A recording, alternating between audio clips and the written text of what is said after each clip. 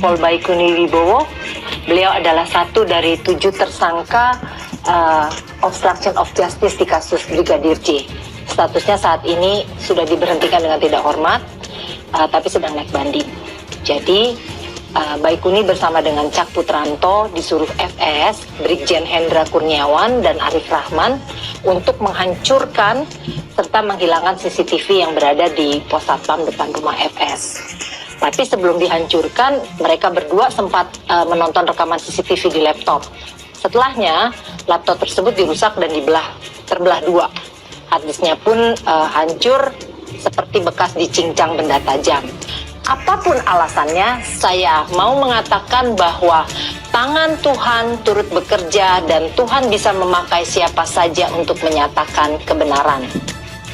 Dalam rekaman terlihat Putri masuk ke rumah dinas pada pukul 17.16.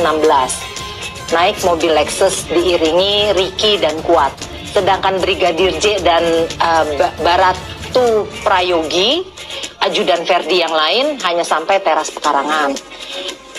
Pukul 17.21, Sambo datang dengan Lexus yang lain. Ia berhenti sekitar 5 meter dari pagar rumahnya. Saat Ferdi Sambo turun, Prayogi melihat pistol Ferdi jatuh. Ferdi yang sudah mengenakan sarung tangan hitam memungut pistol itu.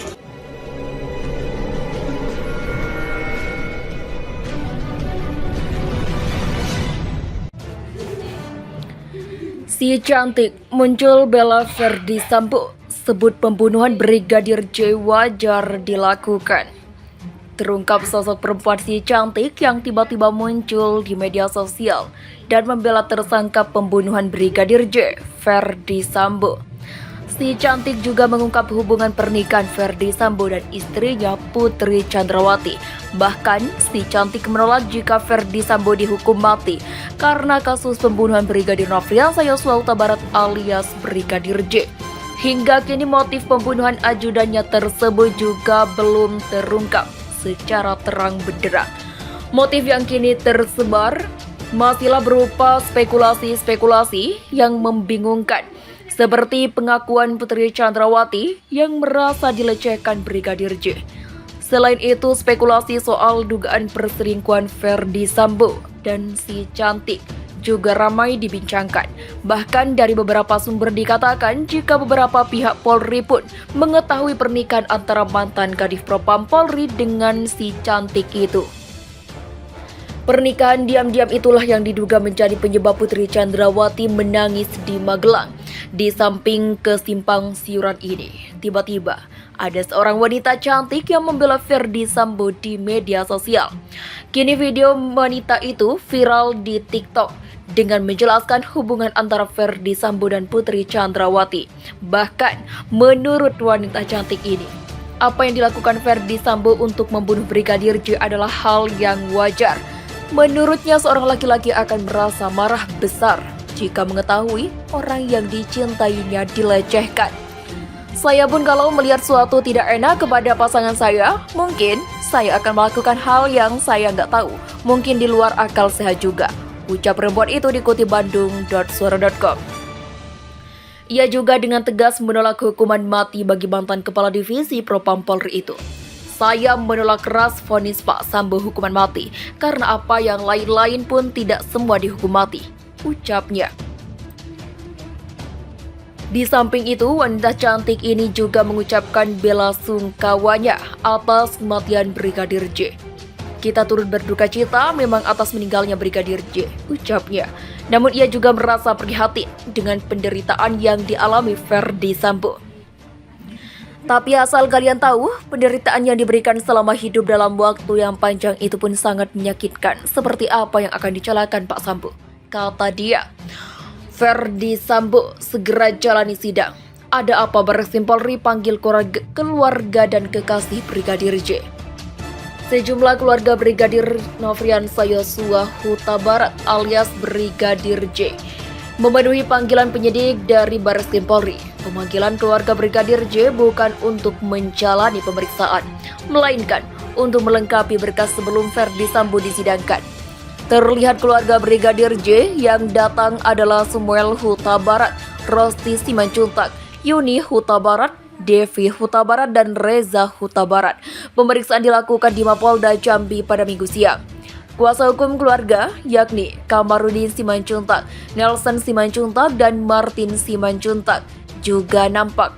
Ada Roni Simanjuntak, Crosslyn Simanjuntak, dan nampak kekasih almarhum Brigadir J, Vera Simanjuntak, Sangga Sianturi, dan 2 orang perawat. Iya, ini untuk menandatangani perbanyakan BAP yang dulu terkait kasus tersangka Ferdi Sambo dan kawan-kawan tentang pasal 340 KUHP Jo, pasal 338 KUHP Jo, pasal 55 dan 56 KUHP, kata Kamarudin saat selesai mendampingi pihak keluarga pada Minggu. Kamarudin menjelaskan kedatangannya saat ini untuk mendampingi pihak keluarga dalam memperbanyak lembar BAP sebelumnya dan meminta tanda tangan 11 saksi atas kasus pembunuhan berencana Ferdi Sambo. Kami datang mendampingi penyidik dan saksi, katanya. Pemeriksaan ini berlangsung di ruang restoratif Justik di Reskrimum Polda Jambi, lantai 3 Gedung Lama Mapolda Jambi, yang menjelaskan berkas perkara kasus pembunuhan berencana Ferdi Sambo sudah masuk P21 pada pekan depan. Kamarudin menjelaskan saat ini jaksa membutuhkan BAP yang asli karena di awal hanya ada beberapa BAP yang dikirim. Jadi kalau di total tadi ada sekitar 110 BAP baru yang dibuat dan ditandatangani basah, kata Kamarudin. Sebelumnya diberitakan Irjen Ferdi Sambo telah resmi dipecat dari institusi Polri setelah banding atas putusan pemberhentian tidak dengan hormat ditolak Komisi Kode Etik Polri beberapa waktu lalu. Kamarudin menjelaskan, ini merupakan rangkaian proses perlengkapan berkas perkara P21. Pantauan Tribun, sejumlah saksi masih menunggu giliran untuk masuk ke dalam ruangan. Kamarudin menjelaskan, pemanggilan saksi ini hanya untuk pengambilan tanda tangan basah, bukan dalam rangka pemeriksaan. Ferdi Sambo resmi dipecat. Kalau pansuskan itu karena pelanggaran kode etik, tetapi rutannya masih tetap sama di Brimob Kelapa II Depok, kata Dedi pada Minggu. Usai dipecat, Mabes Polri pun berencana memindahkan Irjen Ferdi Sambo dari tempat khusus ke rumah tahanan Makobrimob. Hal itu dibenarkan oleh Kadif Humas Mabes Polri Irjen Dedi Prasetyo. Pasalnya, status Ferdi Sambo bukan lagi anggota Polri, maka dipindahkan. Dedi menjelaskan bahwa saat ini Ferdi Sambo sudah jadi warga sipil, maka kasus yang menjeratnya akan sama di mata hukum. Kadif Humas Mabes Polri Irjen Dedi Prasetyo mengatakan bahwa selama 3 hari paksa sidang, Irjen Ferdi Sambo membuat pernyataan tertulis untuk mengajukan banding. Dalam perkara ini, Ferdi Sambo akan dikenakan pasal 340 KUHP tentang pembunuhan berencana terhadap Brigadir Yosua. Subsidiar 338 Jo, 55 dan 56 sudah pidana umum, jelas Dedi. Sebelumnya diberitakan bahwa Irjen Ferdi Sambo telah mengajukan banding usai hasil sidang putusan pelanggaran etik pemberhentian tidak dengan hormat dari institusi Polri pada 25 Agustus. Kemudian pihak Mabes Polri memiliki waktu penelitian pengajuan banding Irjen Ferdi Sambo selama 21 hari. Setelah memori diterima oleh Pak Agus, Kabareskrim nanti langsung diproses untuk surat perintah komisi banding, terang Dedi. Sesuai dengan pasal 69 baru, 21 hari mengajukan memori banding langsung disusun sidang komisi banding. Sidang komisi banding memiliki waktu 30 hari untuk segera menyelesaikan sidang kode etiknya. Tegasnya, menurut Dedi, Kapolri Jenderal Listio Sigit Prabowo sudah menunjukkan komisi banding sidang etik Irjen Ferdi Sambo.